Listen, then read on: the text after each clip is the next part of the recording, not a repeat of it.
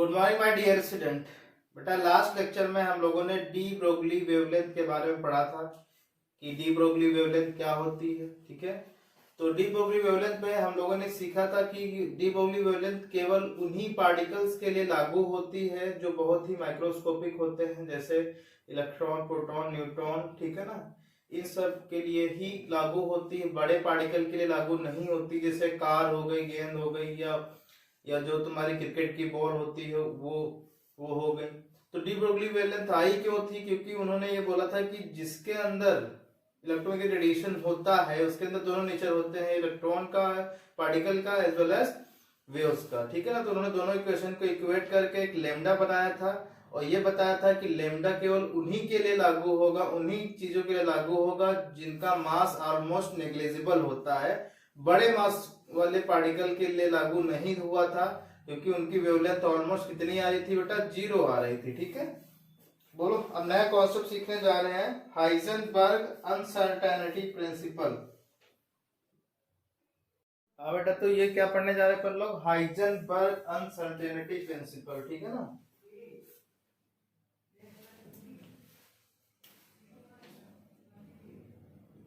Heisenberg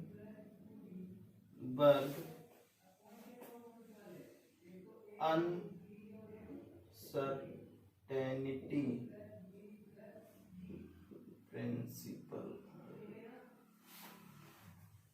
ठीक है, ये हाइजेनबर्ग साइंटिस्ट थे, इन्होंने बेटा क्या किया था, एक प्रिंसिपल इन्होंने दिया था कि क्या बताया था कि जो इलेक्ट्रॉन जो है बेटा, जो चारों तरफ इलेक्ट्रॉन न्यूक्लियस के चारों तरफ रिवॉल्व कर रहा है, उसकी हम एक साथ पोजीशन और मोमेंटम को स्टडी नहीं कर सकते हैं।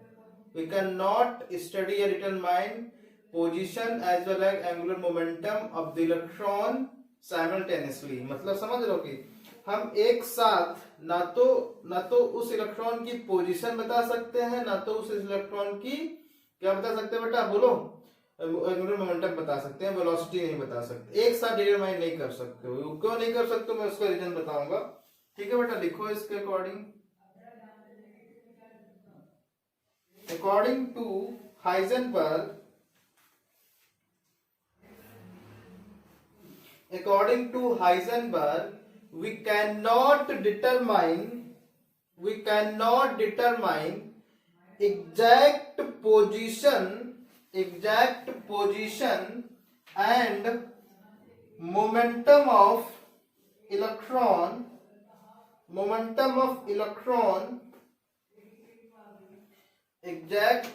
we cannot determine exact position and momentum of electron which is momentum of electron simultaneously, ठीक है ना, which is revolve around the nucleus। ठीक है ना, मतलब कि अगर कोई इलेक्ट्रॉन है बेटा, वो न्यूक्लियस के चारों तरफ क्या कर रहा है? रिवॉल्व कर रहा है, तो हम उसकी पोजीशन और एंगुलर मोमेंटम दोनों एक साथ नहीं निकाल सकते हैं। ओके बेटा, ये चीज किसने बताई थी?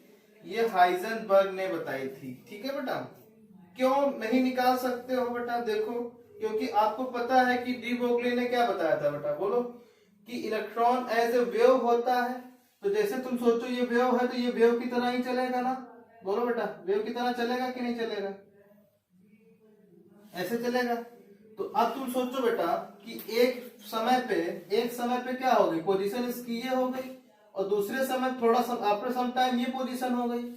तो अगर मैं तुमसे बोलूं बेटा कि बताओ डेल्टा एक्स कितना होगा, तो आप final minus initial x2 minus x1 करोगे। ये क्या हो गई? अनसर्टेनिटी आ गई, uncertainty of position, uncertainty of position आ गई इलेक्ट्रॉन की। क्योंकि बेटा उन्होंने क्या बताया था? उन्होंने ये मान के थोड़ी चले थे कि भाई इलेक्ट्रॉन क्या है? पार्टिकल है। उन्होंने ये बताया कि इलेक्ट्रॉन वेव है, तो जो वेव की तरह मान लिया गया। तो उनके अकॉर्डिंग, क्योंकि जो बोर थे उन्होंने इलेक्ट्रॉन को पार्टिकल माना था ना, तो बोर का मॉडल फेल हो गया था। फिर उसके बाद डी ब्रोगली आए, फिर उसके बाद इन्होंने ये डी ब्रोगली की वेवलेंथ और डी ब्रोगली का जो नियम था बेटा, उस नियम को आगे बढ़ाते हुए ये बता दिया कि अगर ये वेव है तो इसकी हम ना इस अगर इलेक्ट्रॉन वेव है तो इसको हम पोजीशन तो डिटरमाइन कर सकते हैं, लेकिन उसी समय पे हम उस इलेक्ट्रॉन की मोमेंटम नहीं ज्ञात कर सकते। मोमेंटम मास इनटू वेलोसिटी होता है ना बेटा, बात समझ गए हो? बोलो, बात समझ में आ गई बेटा कि नहीं आ गई? मोमेंटम मास इनटू क्या होता है? वेलोसिटी होता है।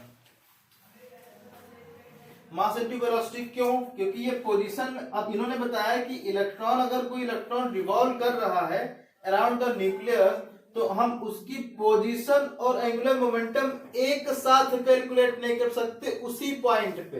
क्यों नहीं कर सकते? तो आपको समझ आ रहा है क्यों नहीं कर सकते बेटा? क्योंकि आपको पता है एक समय पे x है, दूसरे समय पे x2 हो गई, तो यहाँ पे इसके पोजीशन बदल गई, यहाँ पोजीशन बदल गई बेटा। और पोजीशन से ही टाइम के रिस्पेक्ट में देखोगे तो वेलोसिटी आती है, जबकि जो है इलेक्ट्रॉन का मास तो फिक्स रहता है। बात समझ रहे हो कि नहीं?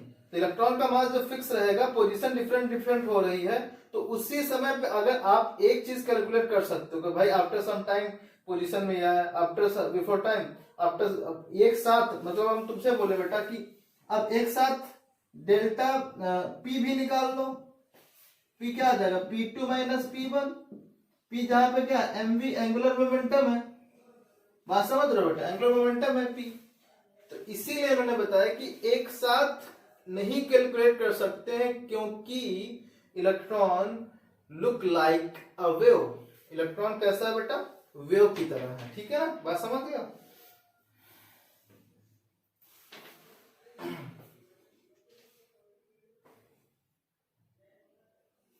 ठीक है, तो नई लाइन से लिखो बेटा इसमें।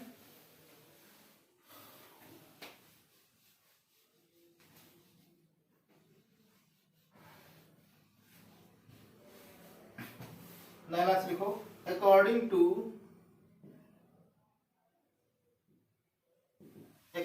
To de Broglie, electron assume a wave, electron assume as a wave, has that Heisenberg calculate uncertainty in position, uncertainty in position and momentum, and it is equal to delta x into delta p is greater than equal to h upon 4 pi। h जहां पे आप लोग जानते ही हो बेटा, h Planck constant है, x uncertainty इन क्या है बेटा? अनसर्टेनिटी इन पोजीशन है।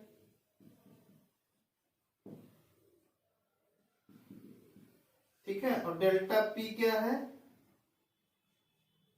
डेल्टा एक्स मान लो इसको। डेल्टा पी क्या है?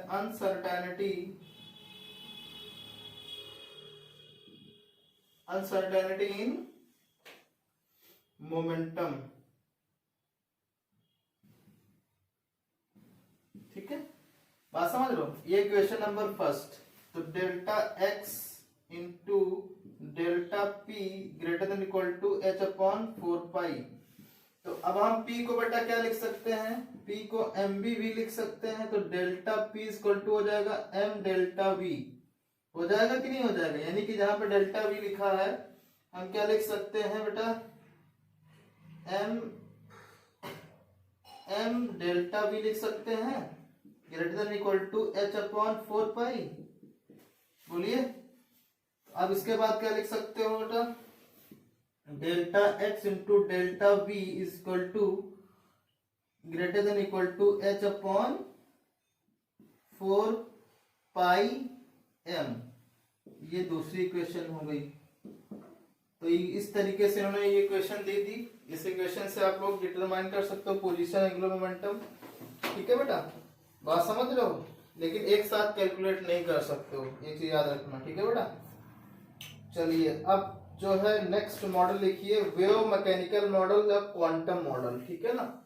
ये जो लास्ट मॉडल बचा है बेटा, इसमें हम लोग अब सीखने जा रहे हैं last topic of the this chapter, wave mechanical model.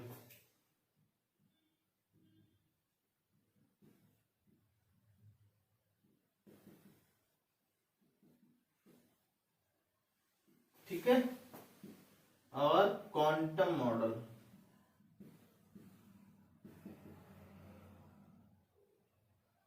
ठीक है बेटा, चलिए लिखिए इसमें, after the failure of Bohr model, after the failure of Bohr model of the atom,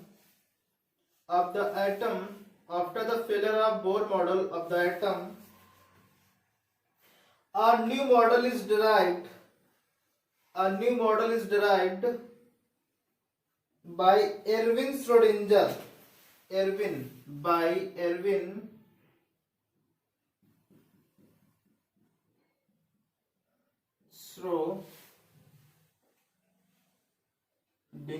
Schrödinger, ठीक है ना, Irwin Schrodinger, SCHO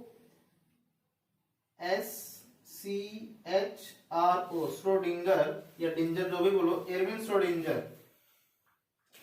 Schrodinger by assuming this model is derived by Schrödinger by assuming electron as a wave, hence that this model is known as wave mechanical model और quantum model। ठीक है, नई line से लिखो बेटा, this model is consist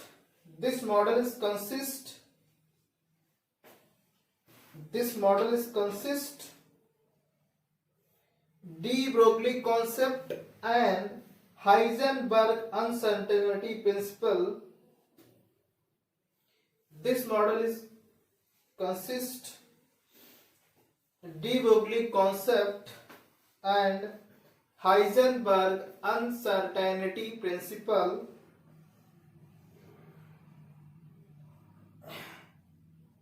and Schrödinger assumed that electron travel in three dimension. Electron travel in three dimensional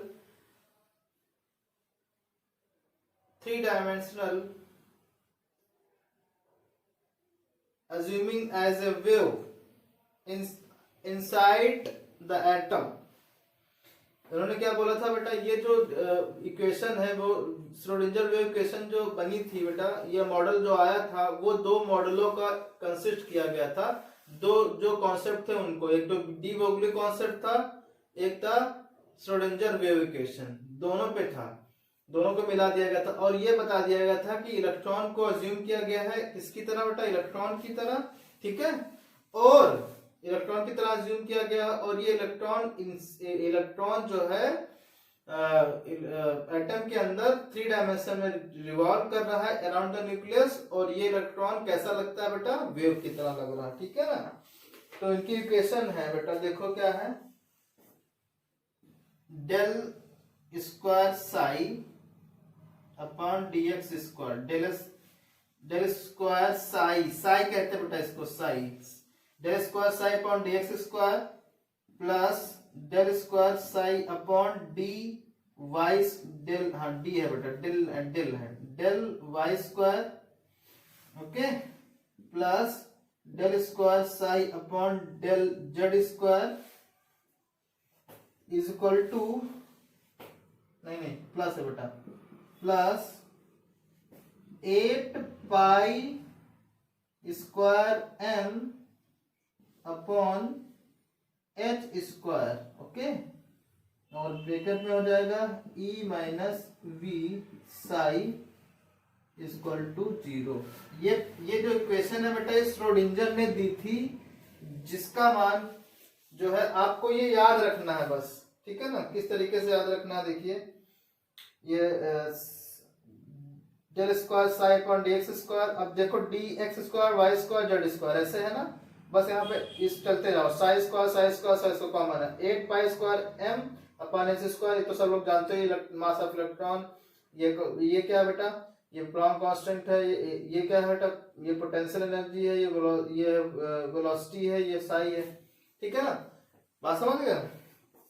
तो इस तरीके से हम लोग निकाल सकते हैं।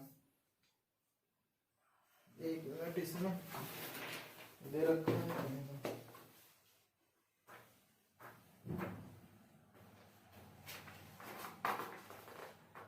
तुम्हारी बुक में बेटा नहीं दे रखा है, यानी कि आपके सिलेबस में ये नहीं है, ये माइनस, ठीक है बेटा। तो इसको अब से आपको याद रखना है, जहां पे जो है सारी चीजें लिख लो। ये क्या है, साई क्या है बेटा, साई है वेव फंक्शन, कोई फंक्शन है जिसका मान वेव, कोई फंक्शन है जिसको वेव फंक्शन बोलोगे, इसे रिप्रेजेंट कैसे बोलोगे, बोलो बेटा, किससे रिप्रेजेंट करोगे, साई से। और ये डेल क्या है बेटा, पार्शियल चेंज, ठीक है। और बचा ई क्या बेटा, टोटल एनर्जी है, टोटल एनर्जी, ओके।